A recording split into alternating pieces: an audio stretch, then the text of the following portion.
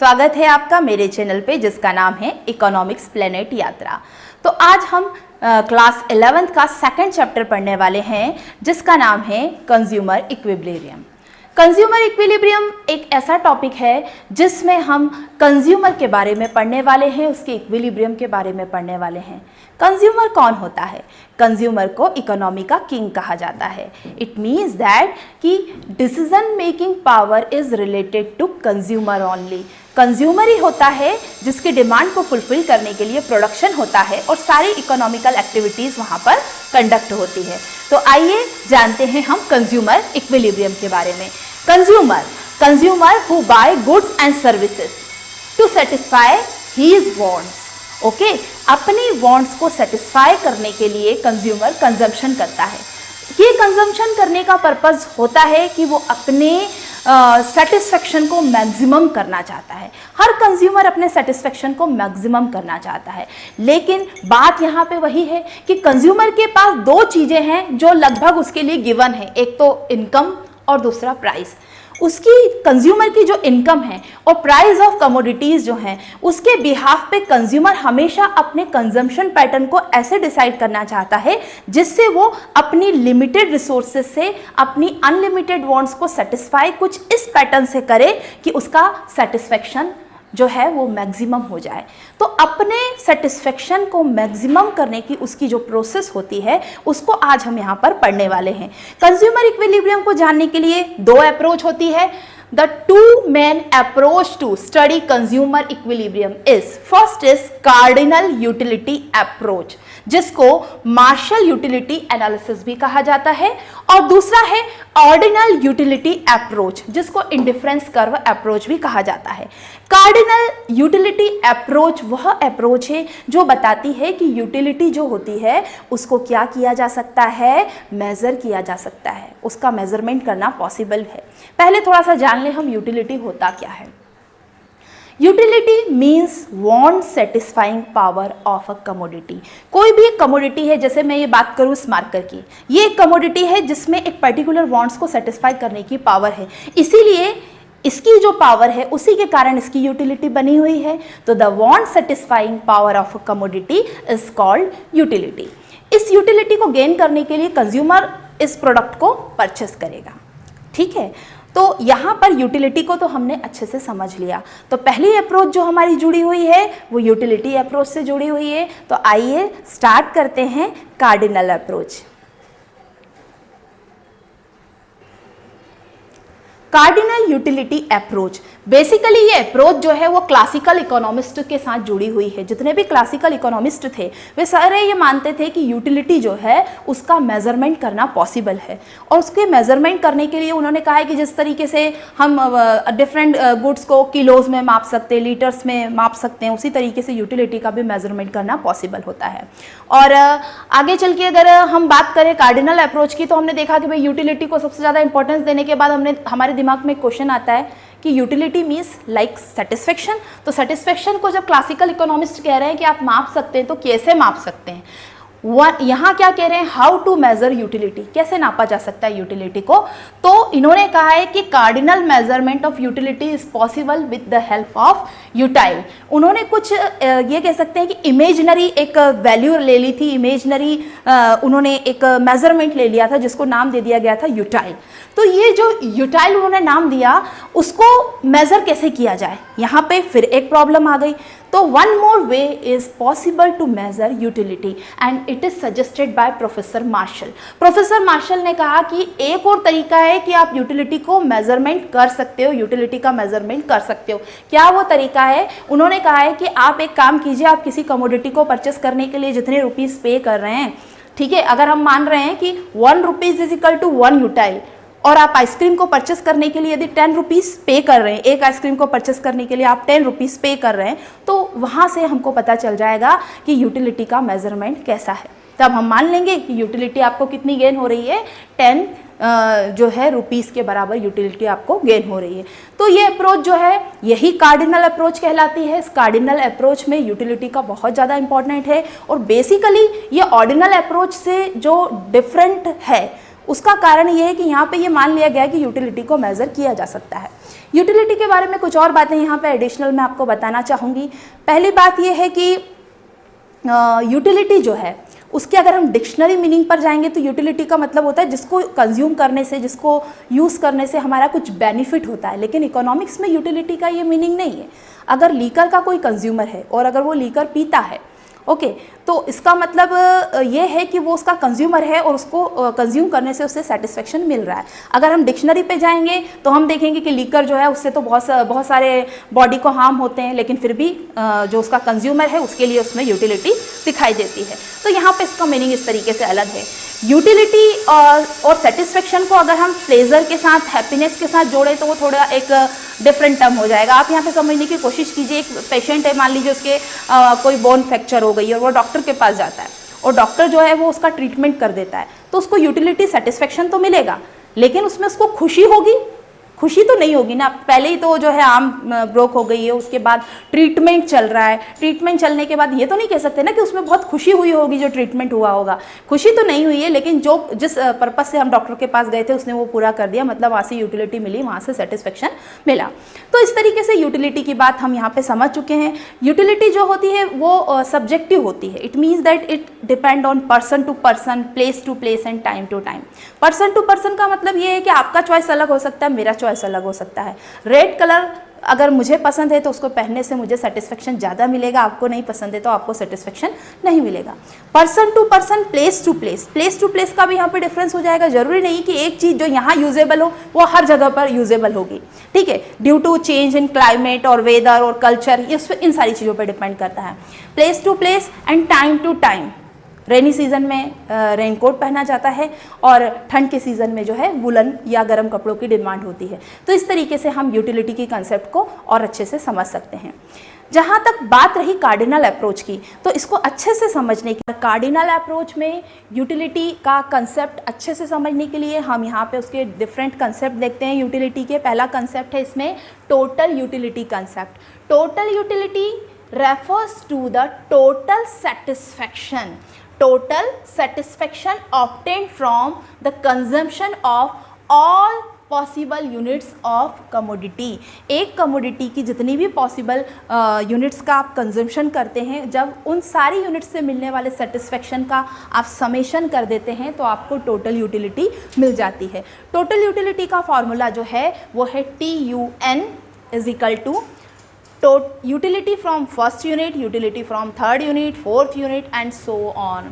जितनी भी यूनिट्स का कंजम्पशन आपने एक कमोडिटी का किया है, suppose if you are consuming ice cream, तो आइसक्रीम अगर आपने फर्स्ट आइसक्रीम खाई, सेकंड खाई, थर्ड खाई, जब जितनी भी यूटिलिटी का यूनिट्स का आपने कंजम्पशन किया है उन सब से मिलने वाली यूटिलिटी को अगर हम प्लस कर देंगे तो हमें टोटल यूटिलिटी मिल जाएगी। Second is marginal utility. Marginal utility is the additional utility. Marginal utility क्या है? Additional utility derived from the consumption of one more unit of a commodity। किसी भी कमोडिटी की जब एडिशनल यूनिट का हम कंजम्पशन करते हैं तो उस एडिशनल यूनिट से हमें कितना सेटिस्फेक्शन मिलता है ये हमें बताती है मार्जिनल यूटिलिटी। मार्जिनल यूटिलिटी का फॉर्मूला जो है वो है marginal utility is equal to TUN means total utility minus TUN minus 1। इसे हम बहुत अच्छे से एक टेबल में समझ लेंगे इन फॉर्मूले को, इनके एप्लीकेशन को, कि हम कैसे इसे ड्राइव कर सकते हैं with the help of total utility. इसका एक और फॉर्मूला है del TU upon del Q। आप ये रेशो देख सकते हैं कि टोटल यूटिलिटी में जो चेंज हुआ है उसको अगर आप डिवाइड कर देते हैं कि कितनी क्वांटिटी में चेंज हुआ है तो इजीली आपको पता चल सकता है कि मार्जिनल यूटिलिटी क्या होती है। यहाँ पर अब एक टेबल की हेल्प से हम जानेंगे कि टोटल यूटिलिटी क्या होती है और मार्जिनल यूटिलिटी क्या होती है और कैसे इन दोनों के बीच में रिलेशन है। उस रिलेशन को जानने के लिए यूटिलिटी, टोटल यूटिलिटी और मार्जिनल यूटिलिटी के रिलेशन को समझने के लिए यहाँ एक टेबल हम देख सकते हैं। इस टेबल में आप देखिए, जब फर्स्ट यूनिट ऑफ आइसक्रीम का कंजम्पशन हो रहा है तो इस फर्स्ट यूनिट ने टोटल यूटिलिटी कितनी दी है 20। टोटल यूटिलिटी 20 क्यों है? क्योंकि इसके पहले उसने कोई भी यूनिट का कंजम्पशन नहीं किया है और इसी यूनिट से हमको जो सेटिस्फेक्शन मिला है वो 20 है, इसीलिए फर्स्ट यूनिट पर जो हम कंजम्पशन कर रहे हैं उस पर टोटल यूटिलिटी और मार्जिनल यूटिलिटी दोनों बराबर है। अब आगे की कहानी बढ़ती है कि सेकेंड यूनिट ऑफ आइसक्रीम का आपने कंजम्पशन किया। जैसे ही सेकेंड यूनिट ऑफ आइसक्रीम का आपने कंजम्पशन किया तो इस सेकेंड यूनिट ने, मतलब एक आइसक्रीम तो आप कंज्यूम कर ही चुके थे, ये एक आइसक्रीम आप कंज्यूम कर चुके थे जिसने आपको कितना दिया था 20 दिया था। अब एक आइसक्रीम जब आप कंज्यूम कर चुके हैं तो अब आपके पास दूसरी आइसक्रीम बड़ी है, तो ये जो दूसरी आइसक्रीम है इसने आपको कितने का दिया सेटिस्फेक्शन 16 का। मतलब एडिशनल यूनिट जो आपने ली सेकंड उससे मिला 16, लेकिन पहली और दूसरी यूनिट को मिला के टोटल यूटिलिटी कितनी हो गई 36। अब जब आपने दो तो कंजम्पशन कर लिया था, दो आइसक्रीम का कंजम्पशन हो चुका था, आपने बढ़ाई थर्ड आइसक्रीम और ये तीसरी आइसक्रीम ने आपको कितने का सेटिस्फेक्शन दिया? इस एडिशनल थर्ड यूनिट ने आपको एडिशनल यूनिट से मिलने वाला सेटिस्फेक्शन मतलब मार्जिनल यूटिलिटी। तो थर्ड यूनिट से हमें मार्जिनल यूटिलिटी मिली 10 के बराबर। ये मार्जिनल यूटिलिटी जाकर प्लस हो गई पहले वाली मार्जिनल यूटिलिटी में, मतलब 10 प्लस 16 प्लस 20, इन सबको किया, इन तीनों को प्लस किया तो आपकी टोटल यूटिलिटी हो गई 46। टोटल यूटिलिटी का कंसेप्ट याद है कि जितनी भी यूनिट्स का आप कंजम्पशन कर चुके हैं उन सबसे मिलने वाली यूटिलिटी को आप सम कर देते हैं तो आपको टोटल यूटिलिटी मिल जाती है। अब आपने जब फोर्थ आइसक्रीम का कंजम्पशन किया, 3 का कंजम्पशन तो आप कर चुके थे और उससे मिल चुका था 46। जो फोर्थ का कंजम्पशन किया उसने आपको जो यूटिलिटी दी, एडिशनल यूनिट ने जो यूटिलिटी दी, मतलब मार्जिनल यूटिलिटी आपकी है 4।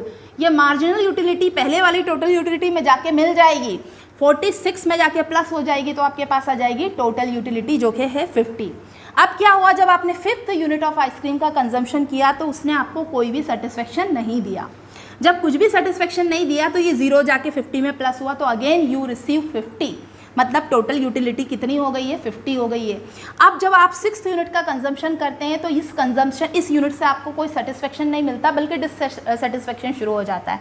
तो आपको इस एडिशनल यूनिट से जो डिससेटिस्फेक्शन मिला है वो -6 के बराबर है, तो ये जो है 50 में से माइनस हो जाएगा और वैल्यू हो जाएगी 44। मतलब कि मार्जिनल यूटिलिटी जहाँ नेगेटिव हुई वहाँ पे टोटल यूटिलिटी जो है उसने स्टार्ट फॉलिंग। ओके, तो ये है relationship between total utility and marginal utility. इस टेबल में जो रिलेशनशिप आपको बताया गया है उससे आप अच्छे से समझ चुके हैं कि अगर टोटल यूटिलिटी का वैल्यू आपको गिवन है तो मार्जिनल यूटिलिटी आप आराम से कैलकुलेट कर सकते हैं और मार्जिनल यूटिलिटी आपको गिवन है तो टोटल यूटिलिटी आप कैलकुलेट कर सकते हैं। इस टेबल में आपने जो रिलेशनशिप देखी, इसी रिलेशनशिप को हम डायग्राम में जब ड्रॉ करते हैं, टेबल का ग्राफिकल प्रेजेंटेशन ही जो है डायग्राम होता है। यहाँ पे माइक्रो इकोनॉमिक्स में एक बार फिर से वीडियो में रिपीट करना चाहूँगी कि कोई मेजरमेंट के साथ आपको ग्राफ नहीं बनाना है, ग्राफ आपको केवल ऐसे बताना है, ऐसे बनाना है जो केवल टेंडेंसी को शो करे। उसी तरीके का ग्राफ मैंने यहाँ पर बनाया हुआ है। ये जो ऊपर का ग्राफ है ये आपको टोटल यूटिलिटी बता रहा है, नीचे का जो ग्राफ है ये आपको मार्जिनल यूटिलिटी बता रहा है। यहाँ पर मार्जिनल यूटिलिटी की टेंडेंसी को देखते हुए आप टोटल यूटिलिटी का अंदाज़ा आराम से लगा सकते हैं। यहाँ पे टोटल यूटिलिटी और मार्जिनल यूटिलिटी के रिलेशन को मैं 3 फेजेस में आपको बताती हूँ। फर्स्ट फेज वहाँ है जबकि मार्जिनल यूटिलिटी आपने देख लिया, आपने टेबल में भी देख लिया कि मार्जिनल यूटिलिटी स्टार्टिंग से हमेशा फॉलिंग ही होती है। ठीक है, ये पहले 20 थी, फिर 16 हुई, 10 हुई, 4 हुई, 0 हुआ, फिर -6 हो गया, मतलब ये स्टार्टिंग पॉइंट से फॉलिंग ही होती है। तो यही टेंडेंसी आपने ग्राफ में देखी कि मार्जिनल यूटिलिटी का ग्राफ जो है वो डाउनवर्ड स्लोपिंग और फॉलिंग है। ओके, तो ये कर्व जब तक मार्जिनल यूटिलिटी पॉजिटिव है, जब तक मार्जिनल यूटिलिटी की वैल्यू पॉजिटिव है तब तक टोटल यूटिलिटी जो है वो इंक्रीज होगी at increasing rate. If marginal utility is falling still positive, total utility will increase. Okay, so this is first phase. इस फेज को आप टेबल में भी देख सकते हो, डायग्राम में भी देख सकते हैं। डायग्राम में आप देख लीजिए यहाँ से यहाँ तक जो मार्जिनल यूटिलिटी ये पॉजिटिव है और यहाँ पर टोटल यूटिलिटी जो है वो आपको इंक्रीज होती हुई दिखाई दे रही है। इसी चीज़ को आप टेबल में भी देखिए। Marginal utility first, second, third, fourth यहाँ तक क्या है, यहाँ तक जो है पॉजिटिव है, इसीलिए टोटल यूटिलिटी आपको बढ़ती हुई दिखाई दे रही है। यहाँ से यहाँ बढ़ी, यहाँ से यहाँ बढ़ी और यहाँ से यहाँ बढ़ी। टोटल यूटिलिटी में जो इंक्रीमेंट हो रहा था वो कहाँ ख़त्म हो गया। जैसे ही मार्जिनल यूटिलिटी ज़ीरो हुई उसके बाद टोटल यूटिलिटी मैक्सिमम हो गई, लेकिन उसके बाद कभी बढ़ी नहीं। आप देख सकते हैं जहाँ मार्जिनल यूटिलिटी ज़ीरो हो गया है उसी पॉइंट पर, ये यहाँ पे मार्जिनल यूटिलिटी ज़ीरो है, इसी को हम ऊपर तक ले जाएंगे और देखेंगे कि टोटल यूटिलिटी की क्या पोजीशन है। तो जहाँ मार्जिनल यूटिलिटी ज़ीरो है वहाँ टोटल यूटिलिटी मैक्सिमम है। इसके बाद ये सेकंड बात कर सकते हैं, हम सेकंड फेज बोल सकते हैं जहां marginal utility is zero and total utility is maximum. जैसे ही मार्जिनल यूटिलिटी इसके बाद नेगेटिव होना शुरू हुई, टेबल में देख लें आप, मार्जिनल यूटिलिटी नेगेटिव वैल्यू में आई, जिसको हमने यहाँ ग्राफ में प्लॉट किया है, बताया है कि ये मार्जिनल यूटिलिटी नेगेटिव हो गई है और इसी का इम्पैक्ट टोटल यूटिलिटी पे हुआ है कि total utility start falling. Okay, तो इस रिलेशन को एक बार फिर से मैं रिपीट करती हूँ। When marginal utility is positive total utility will increase, if marginal utility is zero total utility will highest and marginal utility become negative total utility start falling. तो this is the relationship between TU and MU। इसके आगे total utility और marginal utility का relation समझने के बाद एक law है जिसको डिस्कस करना मेरे लिए ज़रूरी हो गया है यहाँ पे, और लॉ का नाम है law of diminishing marginal utility. जब आपको नेचर समझ में आ गया कि मार्जिनल यूटिलिटी का नेचर तो क्या है, डाउनवर्ड स्लोपिंग है, तो इसके इस नेचर के पीछे कुछ ना कुछ तो रीज़न होगा। क्या कारण है कि मार्जिनल यूटिलिटी जो है वो स्टार्टिंग के बाद, जब सबसे स्टार्ट जहाँ वो होती है वो मैक्सिमम होती है और उसके बाद वो जो है वो डाउनवर्ड स्लोपिंग ही होती है, मतलब गिरना ही शुरू करती है। इसके पीछे एक लॉ काम करता है जिसका नाम है law of diminishing marginal utility. Law of diminishing marginal utility says that when we increase quantity of a commodity, utility derived from each successive units goes on diminishing। ठीक है, मतलब एक कंज्यूमर जैसे जैसे किसी कमोडिटी के कंजम्पशन को बढ़ाता है तो हर एडिशनल यूनिट से उसको जो सेटिस्फेक्शन मिलता है वो डिक्रीजिंग ऑर्डर में मिलता है। Okay, as you consume more and more units of a commodity, क्या कह रहे हैं, as you consume more and more units of a commodity, utility derived from each successive units goes on diminishing। पहली ice cream से satisfaction 20 के बराबर, दूसरी ice cream से satisfaction 16, then 10, then 4, then 0, then -6। ऐसा क्यों? क्या आइसक्रीम की क्वांटिटी चेंज हुई, क्या क्वालिटी चेंज हुई, कोई ब्रांड चेंज हुआ? कुछ भी चेंज नहीं हुआ। जब सारी चीज़ें हम यहाँ, ये law of diminishing marginal utility की कुछ अजम्पशंस है जिसमें मान लेते हैं कि कंज्यूमर इज़ रेशनल, कंज्यूमर का माइंड जो है वो कैलकुलेटिव है, बिल्कुल रेशनल कंज्यूमर कंजम्पशन कर रहा है, जिस कमोडिटी का कंजम्पशन हो रहा है वो कंटिन्यू कंजम्पशन हो रहा है, क्वालिटी भी सेम है, क्वांटिटी भी सेम है, एक रेशनल कंज्यूमर कंजम्पशन कर रहा है, कंटिन्यू कंजम्पशन हो रहा है, उसके बावजूद भी हर सक्सेसिव यूनिट से मिलने वाला जो सेटिस्फेक्शन है वो डिक्रीजिंग ऑर्डर में मिल रहा है। इसके पीछे क्या टेंडेंसी है? इसके पीछे की टेंडेंसी हमारी लाइफ में हमने कई बार महसूस की है लेकिन उसके नाम को नहीं जाना। ये टेंडेंसी वैसी ही है जैसे आप किसी चीज़, जैसे आप प्यासे हैं और फर्स्ट ग्लास ऑफ वाटर आपको सबसे ज़्यादा सेटिस्फेक्शन देगा, लेकिन सेकंड ग्लास ऑफ वाटर आपको उतना सेटिस्फेक्शन नहीं देगा। आप बता देंगे मुझे, आप ही बता देंगे कि यस मैडम, जब फर्स्ट ग्लास हम कंज्यूम कर चुके हैं तो ऑब्वियसली हमारी जो वांट्स है उसकी इंटेंसिटी कम हो गई है, तो सेकंड ग्लास ऑफ वाटर उतना सेटिस्फेक्शन नहीं देगा जितना फर्स्ट ने दिया था।